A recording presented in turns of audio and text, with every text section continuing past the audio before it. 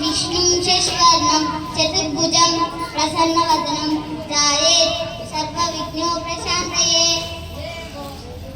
सरस्वती नमस्तुभ्यं वरदे कामरूपिणी विद्यारम्भं करिष्यामि सिद्धिर्भवतु मे सदा। गुरुर्ब्रह्मा गुरुर्विष्णु गुरुर्देवो महेश्वरः गुरु साक्षात् परब्रह्म तस्मै श्री गुरवे नमः। మేముదం కలిసి భగవద్గీత నుండి చిన్న గీత చేస్తున్నాము. మా ముగ్గురిని ఆశీర్వదించండి. నా పేరు ప్రశ్న. నా పేరు భగవద్గీత. నా పేరు జవాబు. అదేంటి ఈ పేరు పుస్తకం పేరులా ఉంది?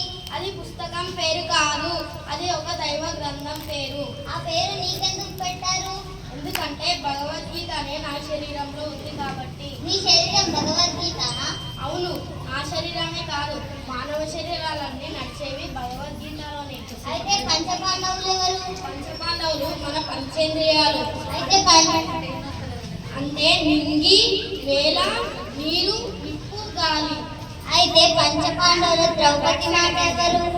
పంచపాండవులకు ముడిపడి ఉన్న మన సత్య మార్గమే ద్రౌపది మాత.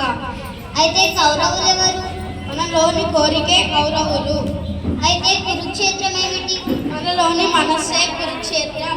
అయితే శ్రీకృష్ణ భగవానుడు ఎవరు? నాలోను నీలోను ఈ విశ్వమంతటా నిండి ఉన్న గానమే శ్రీకృష్ణ భగవంతుడు. అయితే భగవద్గీతలో ఏముంది? భగవద్గీతలో 700 శ్లోకాలు ఉన్నాయి. ఆ 700 శ్లోకాల్లో మొదటి శ్లోకం ఏమిటి? ఆ 700 శ్లోకాల్లో మొదటి శ్లోకం నీలాగే ప్రశ్నలతో మొదలవుతుంది. ధర్మక్షేత్రే కురుక్షేత్రే సమవేదాయుత్సవః మామకా పాండవైశ్చైవ కిమ కుర్వత సంజయ. దీని అర్థం ఏమిటి? ధర్మక్షేత్రమైన మన మనసులు యుద్ధం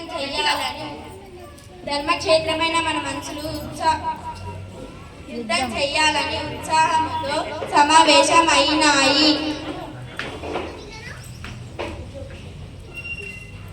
కోరికలు పంచేంద్రియాలు కలిసి ఈ భూమి మీదికి వచ్చి ఎలా ఉన్నావు, ఏమి చేస్తున్నావని భగవద్గీత మనందరినీ ఇలా ప్రశ్నిస్తుంది.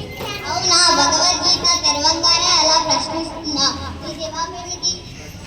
మిత్ర యోగేశ్వర కృష్ణ యజ్ఞ పాఠోధనుత్తరః తత్వ శ్రీ విజయ భూతి ధ్రువ నీతిర్మతిర్మమ. దీని అర్థం ఏమిటి?